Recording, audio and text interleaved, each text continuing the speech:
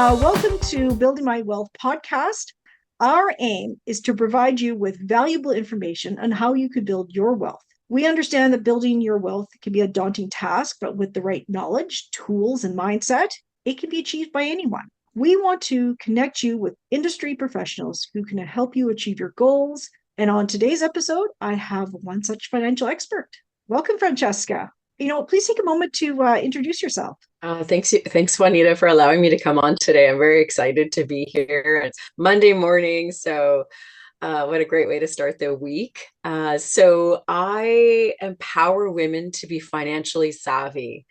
I've been a financial advisor for 20 years and really excited for the journey that I've taken myself on, as well as my clients over that 20-year period. And my real ahas started about 4 years ago after a separation and divorce that I had gone through. And you might be wondering, why were there ahas?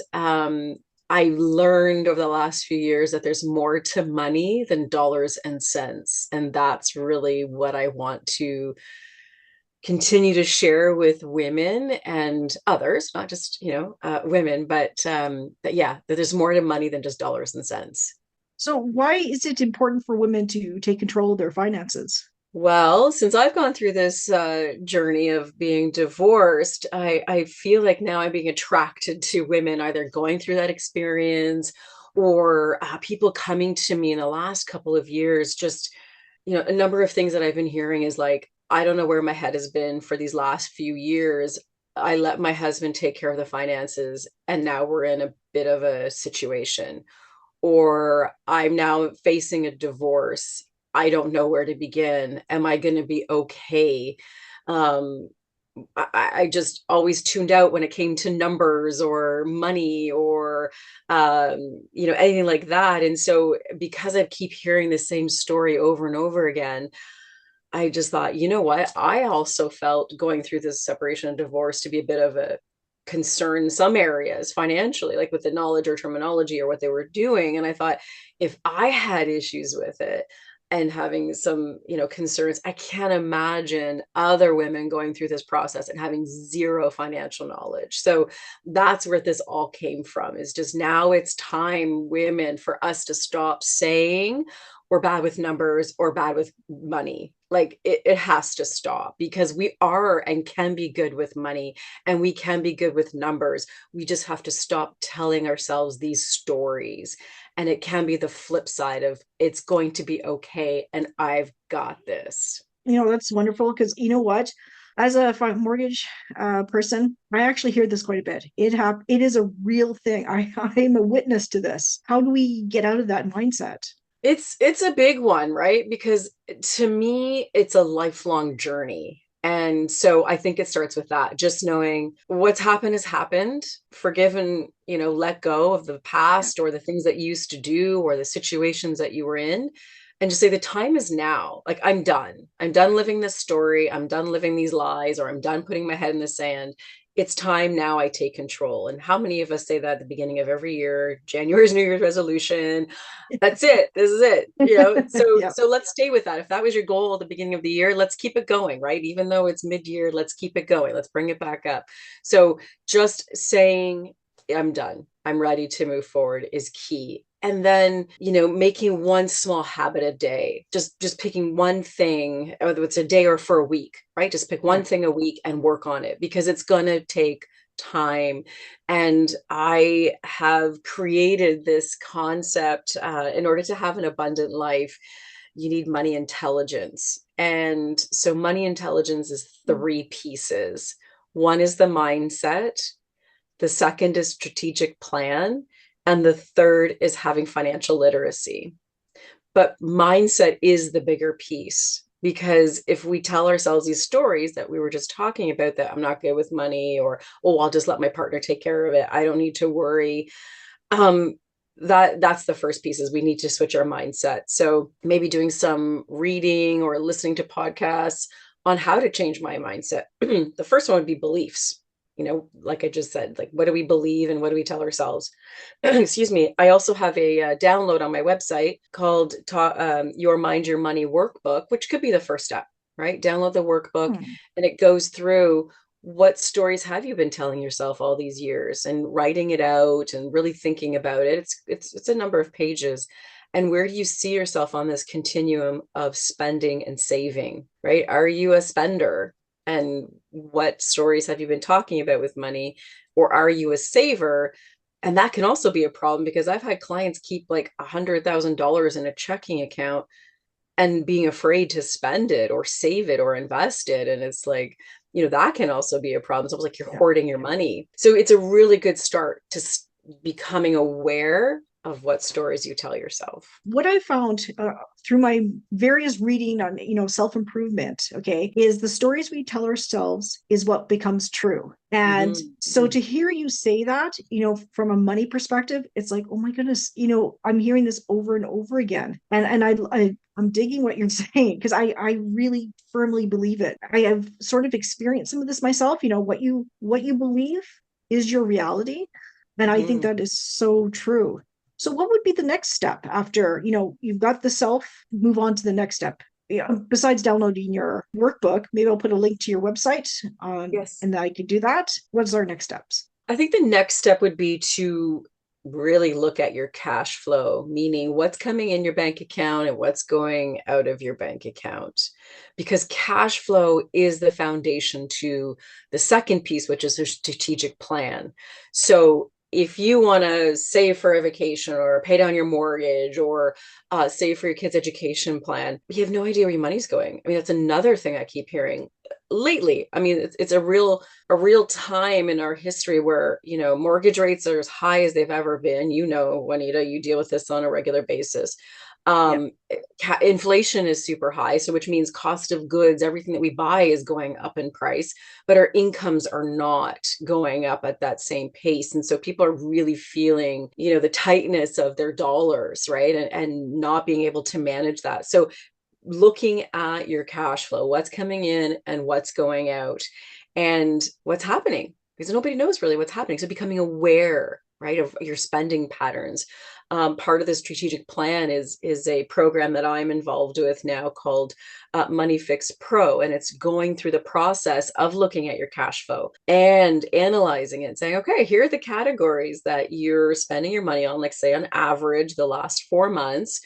And you look at this and decide where are the areas that you might need some changing in your spending patterns. I mean, I'll share with the audience, when I went through my divorce, and I went through this process as well. I went through the Money Fix Pro program, and you went, well, why? I guess I was spending money, and I realized I was spending money to have my children love me. Like that blew me away. I had no idea what I was doing, and I realized, okay, here is what I've been doing, and this needs to stop. And just making habits, right? Just constant habits, putting in some good strategies, creating a calendar, a money date every week with myself.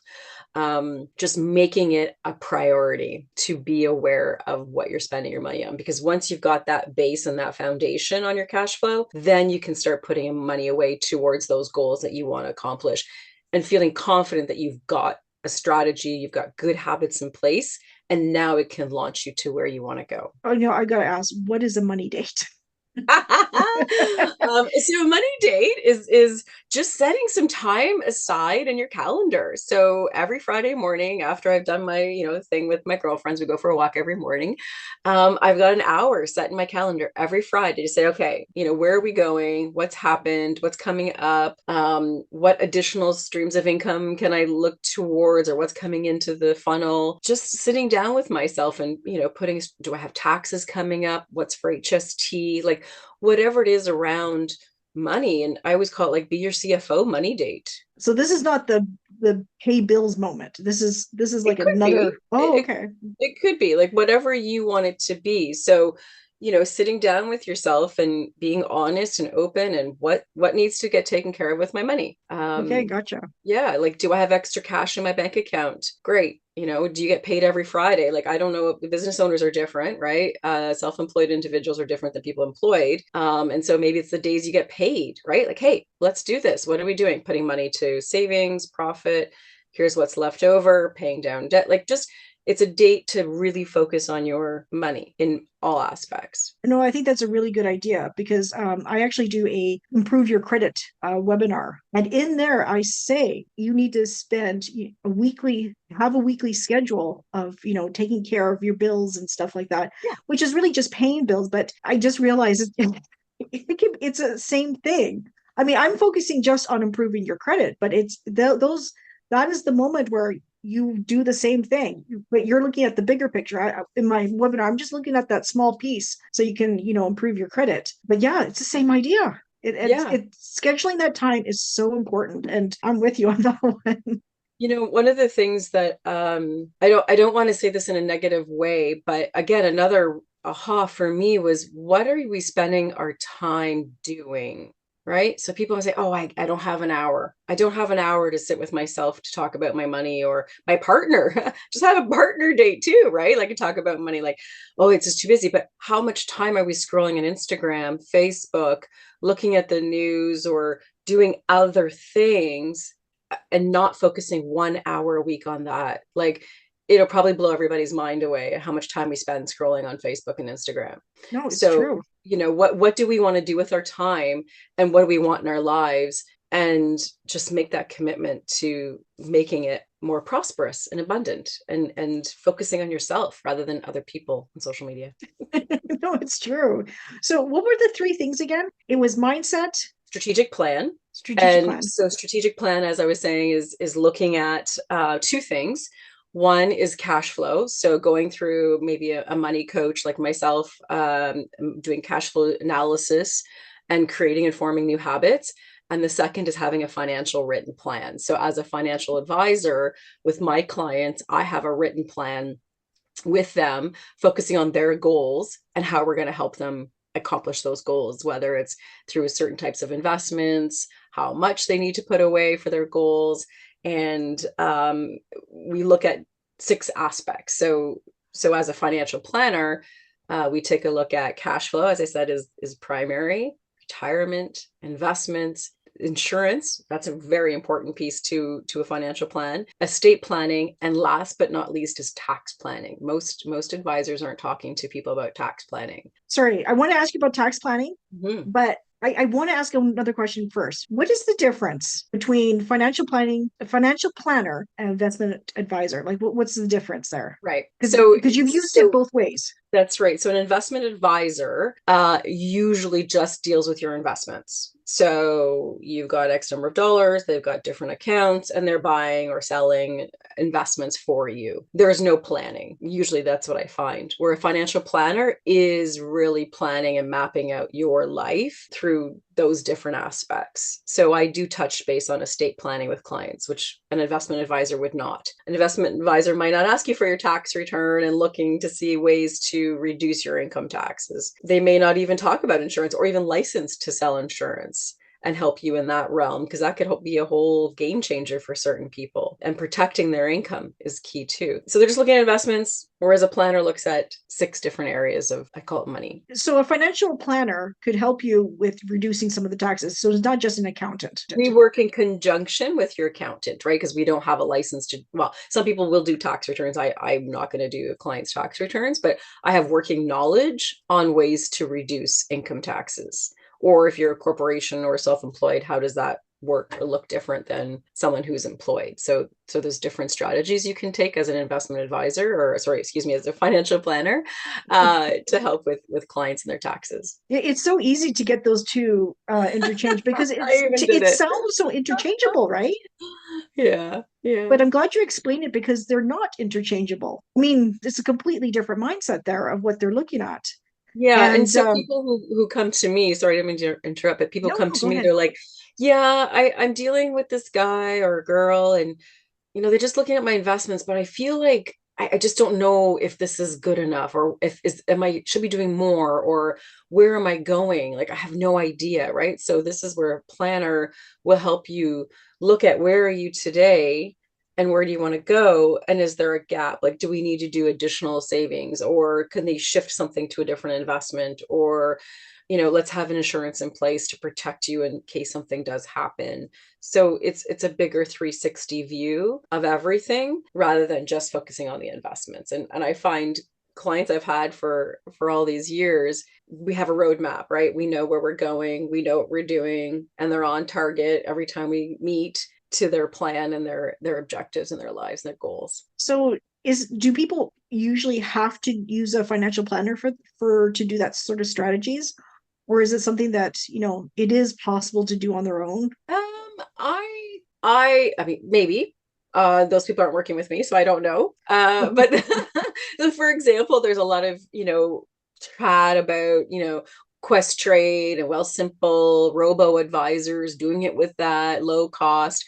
But I have clients who've been using those services and they come to me and they're like, I don't know what I'm doing. Like, are we missing something? Is there something we should know? And I get that often, right? And there are things because there isn't anybody helping them strategize. Just a case in point where this young couple bought a condo and that was amazing. And a couple of years later, we connected, and I'm like, "Well, do you have life insurance or mortgage life insurance?" And they didn't have either. Wealthsimple Advisor isn't going to recommend insurance, but that could have been detrimental to either one of them if their partner had passed away, that they wouldn't be able to afford the mortgage. That's why I say, yes, maybe you can do it on your own, but there's just so much that we've been educated on that we can, use to help people based on their current circumstances. You have the bigger picture. You can help them visualize that bigger picture as opposed to just a couple steps ahead. You got the 10 steps ahead program. Absolutely. I've been doing it for 20 years. So I've seen all different kinds of examples, scenarios. And I say every day is a different story. And every day I learn something new because there's just so much to know. So why would you do it alone? It's like, would you cut your own hair? Maybe you could figure it out, but you may not want to. It may look yucky, right, at the back because you can't quite get there. Do you want to diagnose your own health ailments? No. Do you want to go to court on your own for if you're being sued? No. You need people with experience and advice and knowledge to help you. And that's why I think everybody should have a financial advisor. It's good advice. What's the next step from this?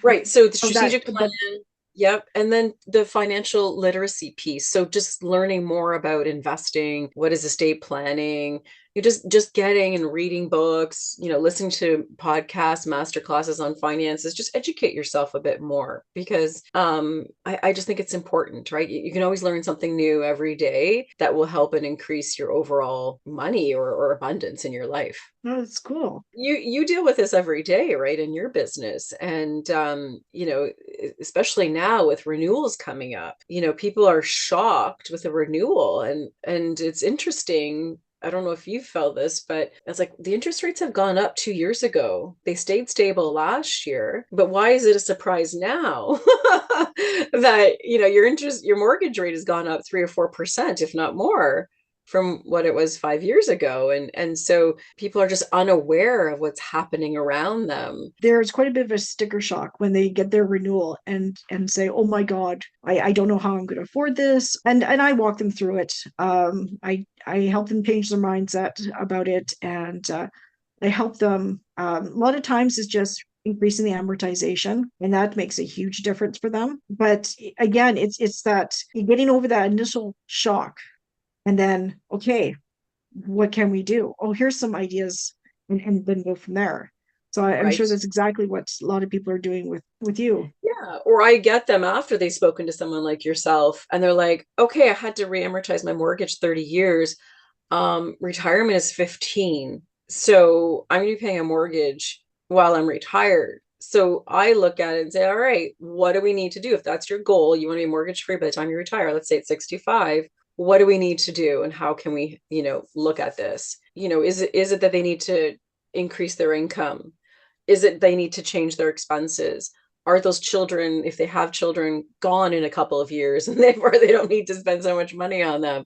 So it's looking at that bigger picture and saying, okay, here's what you need to do to scale down that mortgage so that you're retired in 15 years and you've got that paid off. Because I've had a number of people come to me and they're like, oh my God, I didn't know my mortgage was 30-year amortization. Like, what? I just wanted my payments to stay the same. I'm like, of course you do. But then look what happened on the other end. And now you're in retirement having to pay $1,100 on a mortgage. And they're just like, I had no idea. Like they said, the third piece is the education. And you just stop and hopefully know what's happening in your life, and instead of just going through the motions and not being aware of your money, your assets, and your income. Now that they're starting their journey with the education piece of it, what's next for them? Well, I think it's a circle, right? It's just a circle, right? Continue on with the mindset and continue with the strategic plan and habits and creating better habits and educating yourself. Like it's a constant, right? And like your life is going to change and you're going to have to maneuver all three pieces. So it's like a circle. Well, do you help people with that circle? Like you were talking Absolutely. about something that you were offering, some event or something that was coming up? Yeah, so not for the summer, but there will be for the fall. So if your audience is interested, go to francescarea.com, my website, and put yourself on the wait list for the upcoming events that we'll be having. And we'll get you on to the wait list. And once it's the dates are released, then you'll get the information right away. But there's also some downloads for people. So I talked about the Your Mind, Your Money workbook. There's also something I created called 20 Smart Money Moves. So 20 tips that I gave over 20 days earlier this year when I celebrated my 20th anniversary. So it's just a downloadable you can take and just listen. And we talked earlier about those habits. Try one thing in that 20 Smart Money Moves and work on it for the week, right? Get it instilled, look at it, whatever it is. Every day was a different tip. And for 20 weeks you might change a lot of things in your life. Oh yeah, you were talking earlier about a master class. Do you want to just talk a little bit about that? Sorry. Sure. Yes. No, that's fine.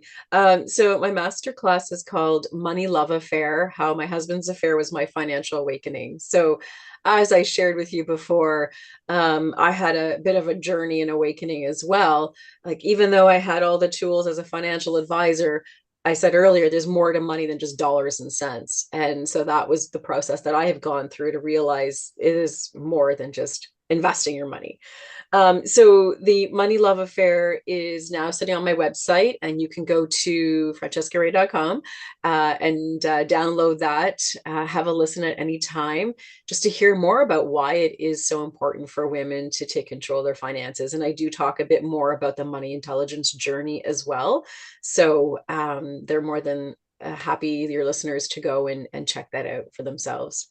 That sounds wonderful. Thank you so much for coming on here. I really appreciate you telling us what you do, how you can help, and changing mindset. I think that's Mm. so important. It's something that I've discovered in the last, I don't know, maybe 3, 4 years that I've sort of discovered. Before, this was a completely new concept to me. So I love hearing this because I'm like, yeah, it completely validates, this my own learning experience about mindset and how much of an impact that has on you. It I love does. it. It's huge, right? Because if we don't believe in ourselves, if we don't believe that we are capable of doing what we want, it's just never going to happen. And life is just going to pass you by, or you're going to get hit with something that's pretty traumatic, like it did to me. And it woke me up. And I'm forever grateful for that experience, because now I'm able to share that with other women, and hopefully that they don't have to go through what I went through. And just, you know, let's take control of our financial life. Like that's my goal here on life, is to just help women start that process. Something small will make a big difference in the long run. Thank you so much. I'm going to provide a link to your website, and so that way people can reach out to you. Again, everyone, thank you so much for listening. I really appreciate it. I'm Juanita Heidebrecht. In my day job, I help people in Ontario with their mortgage journey. My website and social media handle is Juanita Mortgages. Please feel free to check out more episodes of Building My Wealth podcast with your favorite streaming services. Have a wonderful day and take care. Thank you, Juanita. Bye. Thank you.